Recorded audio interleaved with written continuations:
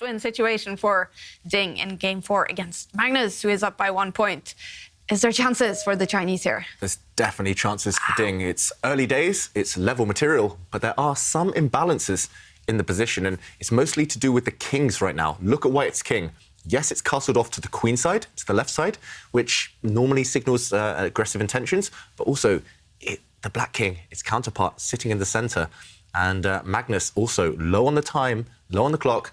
He's just been trying to work out which way to go with the black king. The black king is definitely going, I think, the same side as White's king.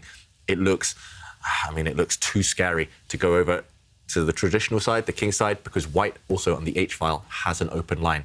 And here I think we'll see Ding push a pawn. There we go. He's trying to really hammer open this H file. There was actually a pin as well, so Black's king had to evacuate before anything opened up. And if we do see a trade of pawns, White also has a better pawn structure.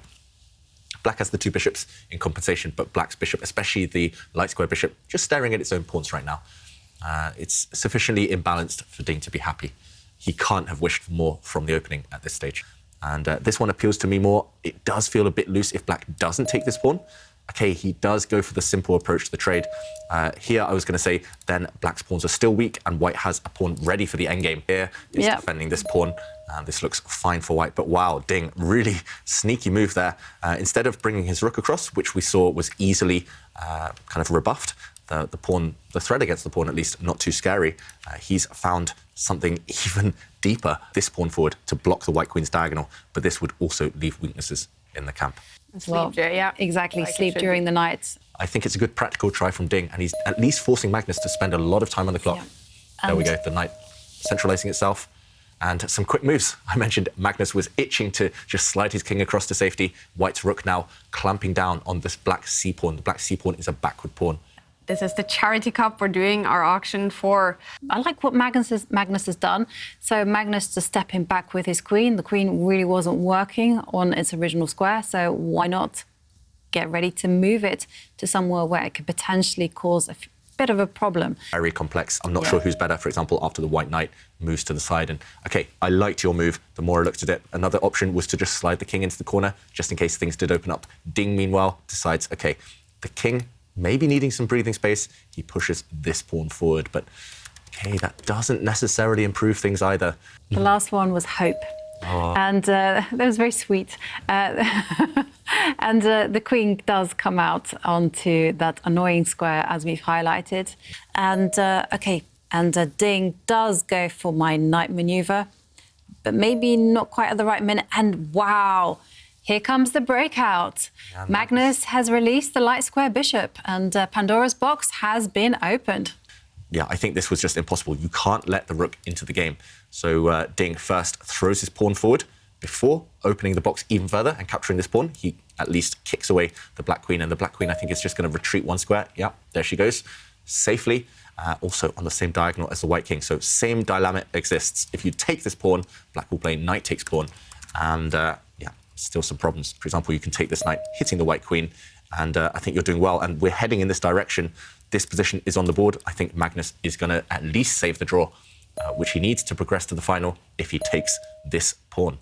And, OK, maximum pressure, as we mentioned. Knight takes here would be met by rook, capturing, because the white queen cannot take back due to this pin. We would just see queen trade, everything disappearing from the board. So, therefore, Ding just defended his knight in the centre with his bishop. But some crazy tactics here. First thing that came to my mind was whether black can capture this bishop. The evaluation bar shooting up in black's favour. Maybe Magnus can win this game by sacrificing his queen. And, OK, Magnus doesn't play it, but this is a very natural move as well, bringing the rook to the action. Yeah, I think that other line, yes, it might have been strong, but there were some complications. Black could have ignored the queen sacrifice, and now look at all these trades incoming. Everything's going to get eliminated. The queens have just left the board, and yeah, right now, Magnus only needing a draw. He's a big favourite to achieve it. Suddenly, everything's got traded, and these bishops looking at each other as well, and just pawns, pieces disappearing. Ding's winning chances disappearing with them. All of you from around the world coming together here, helping UNICEF in their help in Ukraine. And can we make it to $100,000 today? When the show started. Chess community coming together. Amazing. Yes, unfortunately for Ding and all his fans, it looks like this is the end of the journey. Magnus just being cynical, pushing pawns, trading things off. The black bishop can now take a pawn. Ding, with his last move, is actually sacrificing in order to at least try and create some imbalance, in order to try and win this game. But unfortunately for him, he's currently a pawn down, and now White's knight, capturing the black h-pawn, would just walk into a double attack. Black's bishop would slide back, checking the white king, hitting the white knight. That means White has to lose a bit more time. And now, for example, the black king can start making a move. Has to dash in towards the action, you know. The king doesn't want to feel left out. And knight takes pawn, but OK, White's pawn, it's passed pawn, yes, but it can be caught very easily. Yes, he can bring his king over, or he can bring his bishop back, and he realizes he is in time to do this. Just in time with the black king, but he's worked it all out. And OK, here we go, the pawn making its move. And that was tempting, actually. I thought it was going to run to the left with the king. Just to remind White, you know, hey.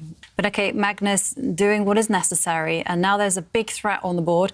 The bishop is going to take a step back and give a check to the white king, and that would pick up some material. So frustrating in these situations. They just tend to stop everything. They can easily, just with one move, flick back and stop opponent's pawns. And wow, oh, Ding. no, blunder from Ding. Blunders. And oh, and no. immediately resigns. With 5 seconds left on the clock, there the bar jumps up. And it's over for Ding Liren. He is knocked out of the Charity Cup. World champion Magnus Carlsen reaches another final in the Meltwater Champions Chess Tour.